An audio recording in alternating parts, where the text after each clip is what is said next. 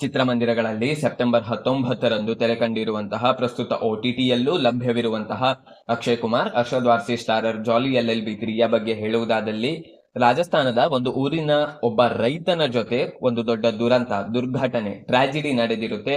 And ಈ ದುರ್ಘಟನೆಯ ಹಿಂದೆ ಒಬ್ಬ ದೊಡ್ಡ ವ್ಯಾಪಾರಿ, ಬಿಸ್ನೆಸ್ ಮ್ಯಾನ್ ಇರ್ತಾನೆ. ಅಂಡ್ ಅರ್ಜಿ ಈ ಬಾರಿ ನ್ಯಾಯಾಲಯಕ್ಕೆ ಬಂದಾಗ ಮುಖಾಮುಖಿಯಾಗುವುದು ಜಾಲಿ ವರ್ಸಸ್ ಜಾಲಿ. ಅಂಡ್ ಈ ಮುಖಾಮುಖಿಯಲ್ಲಿ ಯಾವ ಜಾಲಿ ಗೆಲ್ತಾನೆ ಅಂಡ್ ಆ ವಿಕ್ಟಿಮ್ಗೆ ನ್ಯಾಯ ಸಿಗುತ್ತಾ ಇಲ್ವಾ ಎನ್ನುವುದನ್ನೆಲ್ಲ ನೀವು ಸಿನಿಮಾದಲ್ಲೇ ನೋಡಿ ತಿಳಿದುಕೊಳ್ಳಬೇಕು. ಅಂಡ್ ಟೀಸರ್ ಇಲ್ಲ ಟ್ರೈಲರ್ ನಲ್ಲಿ ನಮಗೆ ಇವರು ಎಷ್ಟನ್ನು ತೋರಿಸಿದ್ರೋ ಅದರಲ್ಲಿ ಮೆಜಾರಿಟಿ ಆಫ್ ಸೀನ್ಗಳು ಫಸ್ಟ್ ಹಾಫ್ ನದ್ದೇ ಆಗಿದೆ.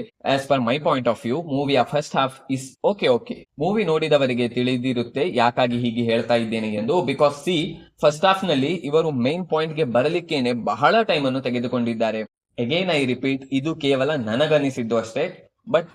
ಬಟ್ ಮೂವಿಯ ಸೆಕೆಂಡ್ ಹಾಫ್ ಯಾವಾಗ ಸ್ಟಾರ್ಟ್ ಆಗುತ್ತೋ ಆವಾಗಲೇ ಆಕ್ಚುಯಲ್ ಮೂವಿ ಸ್ಟಾರ್ಟ್ ಆಗಿದ್ದು ಎಂದರೆ ತಪ್ಪಾಗಲಿಕ್ಕಿಲ್ಲ. ಬಿಕಾಸ್ ಒಂದು ಪಾಯಿಂಟ್ ನ ನಂತರ ಮೂವಿ ಕಂಪ್ಲೀಟ್ ಸೀರಿಯಸ್ ಆಗಿ ಬಿಡುತ್ತೆ. ಅನ್ನದಾತನ ಮಹತ್ವವನ್ನು ತಿಳಿಸುತ್ತೆ ಅಂಡ್ ಸತ್ಯ ಘಟನೆಯನ್ನಾಧರಿಸಿದಂತಹ ಒಂದು ಅಂಶವನ್ನು ಇದರಲ್ಲಿ ತೆಗೆದುಕೊಳ್ಳಲಾಗಿದೆ.